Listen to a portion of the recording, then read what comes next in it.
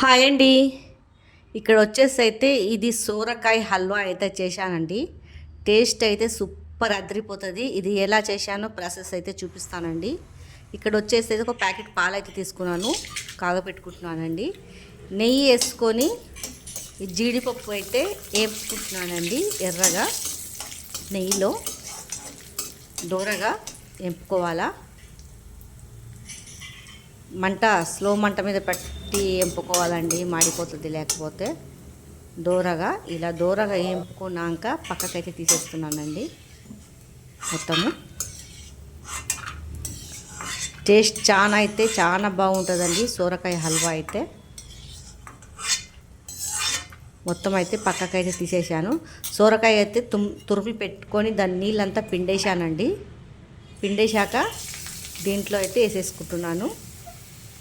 ఆ నెయ్యిలోనే వేసి ఫ్రై అయితే చేసుకోవాలండి. మంచిగా పచ్చివాసన పోయే వరకు, సొరకాయ పచ్చివాసన పోయే వరకు ఫ్రై అయితే చేసుకోవాలా. నేను ఎక్కువ శాతం అయితే చేసుకుంటలేను, కొద్దిగా ఒక్క సొరకాయ తీసుకున్నానండి, చిన్నది లాతది. ఆ సొరకాయ పిండితే ఇంత వచ్చిందండి. చూడండి, బాగా నెయ్యిలో వేపుకోవాలా. ఇలా వేపుకోవాలండి బాగా పచ్చివాసన పోయే వరకు నెయ్యిలోనే మంచిగా వేపుకోవాలి. దాన్ని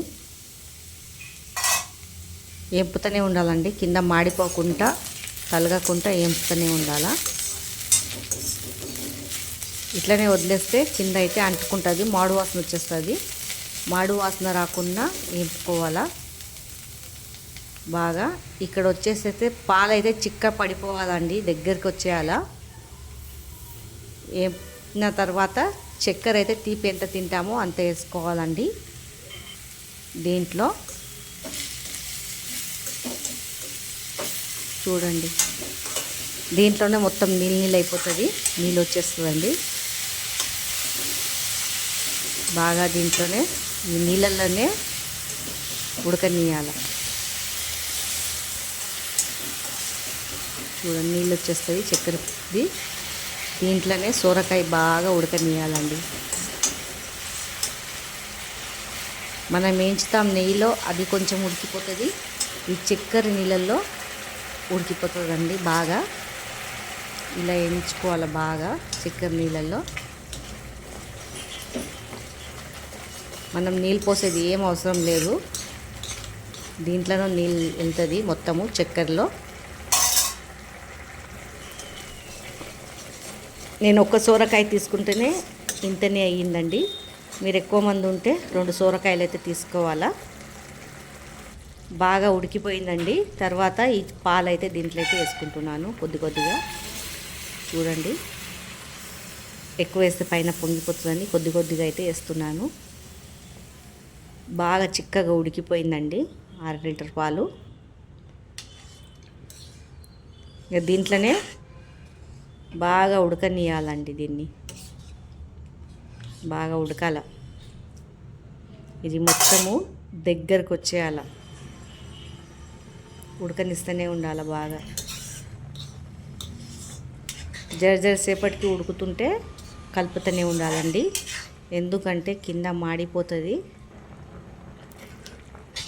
కలుపుతూనే ఉండాలా. దగ్గర ఉండి మనం కలుపుతూ ఉంటే బాగుంటుందండి. కొద్దిగా కలర్ అయితే వేసానండి.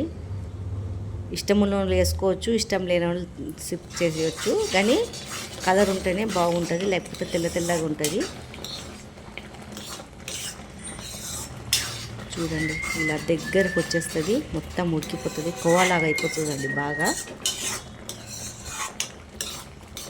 పిల్లలైనా పెద్దలైనా టేస్టీగా ఉంటుంది, మంచిగా తింటారండి పిల్లలైనా. చూడండి, ఇలా అయితే దగ్గరకు వచ్చేసింది వీడికి. మనము దగ్గరకు అయిపోయినాక గిన్నెలు తీసుకొని ఫ్రిడ్జ్లో పెట్టుకొని అయితే తినాలి. చల్లగా సొరకాయ హల్వా సూపర్ ఉంటుంది.